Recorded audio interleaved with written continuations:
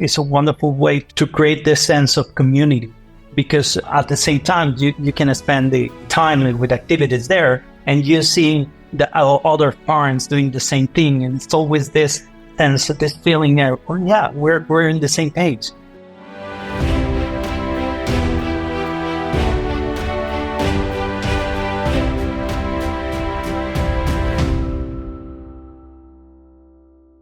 You're listening to Now What podcast with Yogi Patel, and my guest is EDER CUEVAS, and he is a sports psychologist working with Montessori schools.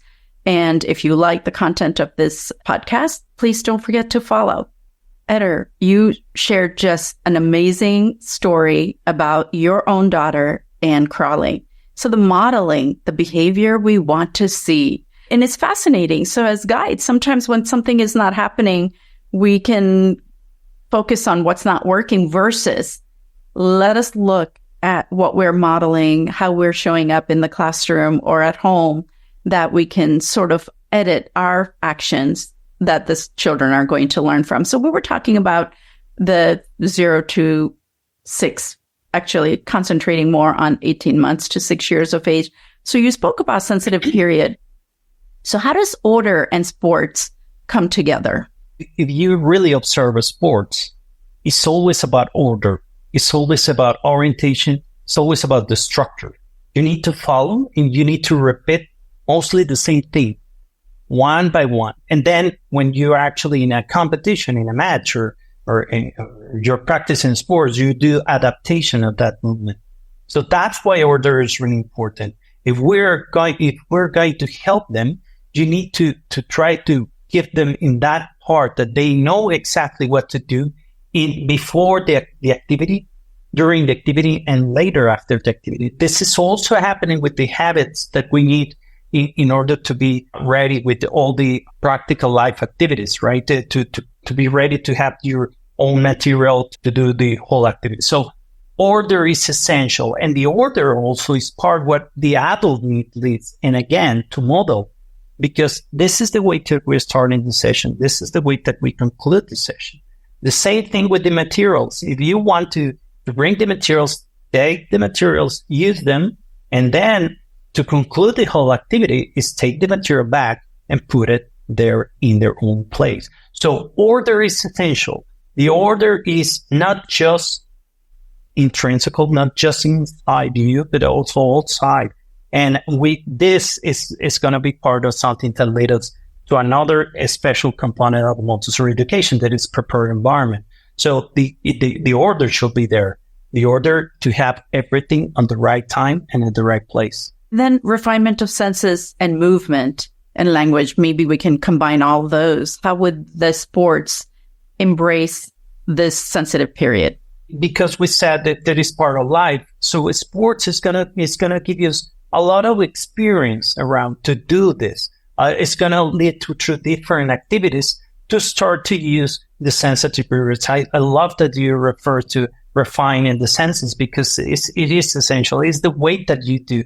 And in sports, through the movement that we said, it's going to be the way that we practice this. It's going to be the way that by the repetition, that is always the word that is involved for the second part of the tutorial lesson. It's going to be the repetition, one after that they're going to do, that we're capable to do something. So if you want to have that skills, if you want to have something, some knowledge that is there, you need repetition in order to be there. But the thing with the sports, the thing is with physical activity is a lot of fun. They love the things because they're so connected also with the others. It's so connected with activities that we can do together. So it's leading to a lot of connection. And this is a part also of building community. It's not just that the sports is going to be, but there are some sports, of course, that are individual. But when you're starting at this level, it's something that you enjoy doing with another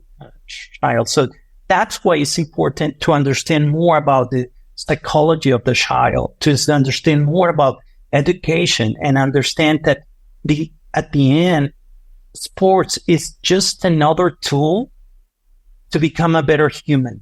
It's not something that has an end per se. It's another way to incorporate order to your life. It's another way about the well-being. It's something that is going to give us that way to reach this point. I appreciate what you just said. It's that eccentric motivation. It's not that I need to be better than another person, but the peace comes from I and where I belong. Because human beings, as we know in psychology, we strive. We're always striving to improve and get better, right? We have those human tendencies. Perfection is, something that we all want. And that seems to be different from one child to another. That includes interest.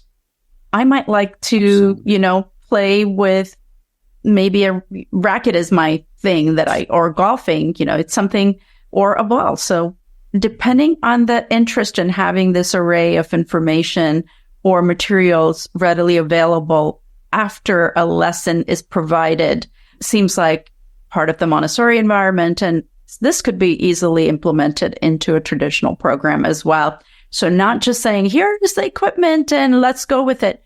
However, I'm loving to hear that is that the one that needs to change the mindset is the adult. The one that you really need to incorporate this idea and these principles is the adult. The child is just going to behave as a consequence of that. So if we has in our beliefs that sports is something wrong or sports is something that you have to beat the other, that you have to compete with the other, but not as a process. Again, I really like this part to say like the sports is also an aid to life.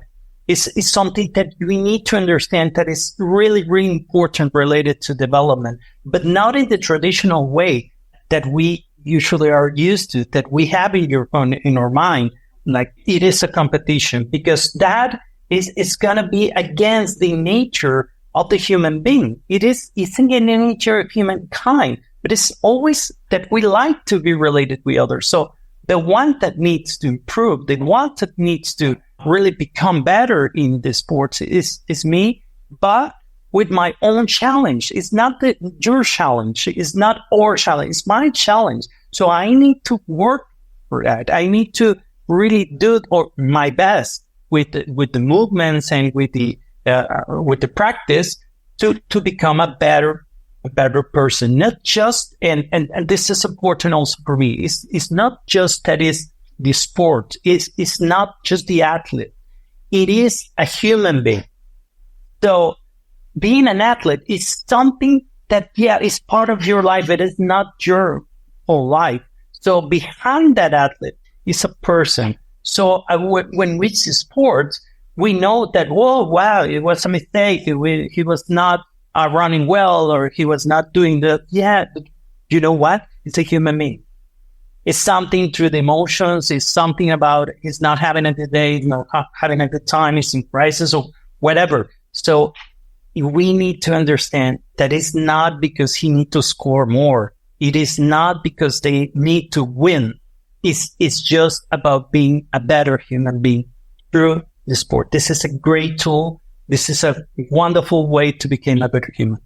Thank you for that, EDER. And I wonder so something else that we said, us, the adults, can view the sports in a way of where the individual child is. This is where my child is.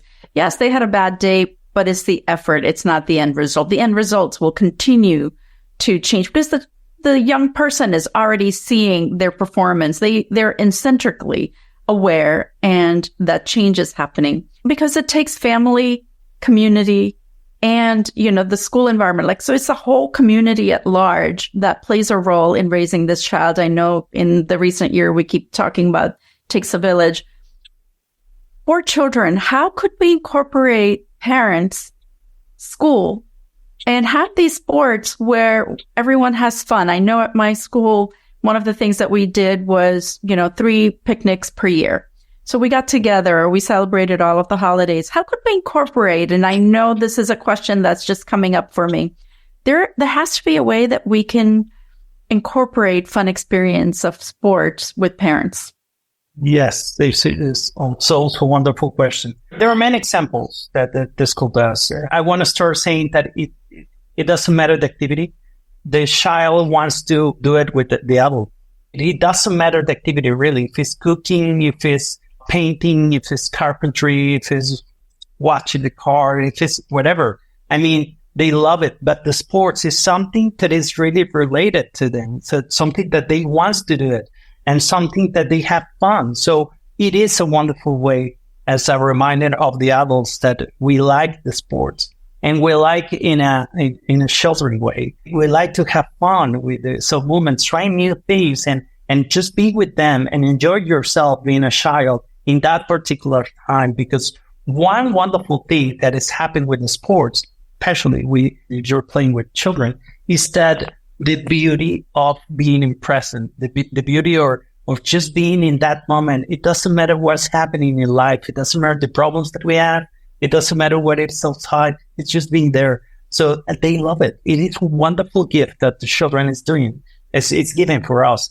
And it's something wonderful that you're going to spend that day.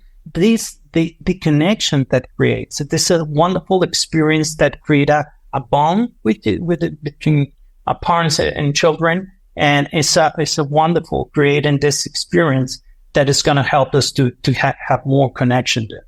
And then later, as a school, you always can have activities once or twice a year when you're doing this.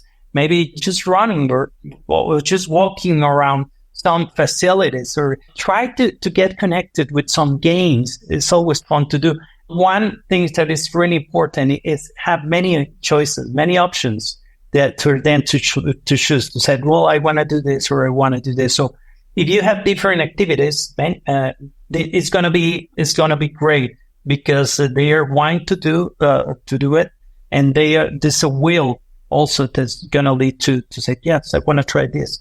Again, sports is a wonderful way to create this sense of community, because at the same time you can spend the time with activities there, and you see the other parents doing the same thing, and it's always this sense, this feeling that, we're in the same page. We're part of this community, and this is going to lead to conversations later. And why not to have another kind of relationship later? It sounds like I think parents and teachers can have surveys nowadays, because we have so many tools to figure out what the next picnic would look like or next gathering might look like, and which parents and teachers can combine their efforts together to create some fun games for, maybe there will be an area where there's tug of war or the potato sack races. So sports doesn't necessarily have to be competitive, is what I'm getting from this conversation. It unites, it invites children to have many skills that you talked about, and it's just really inspiring. If you like the content of this video, please don't forget to follow.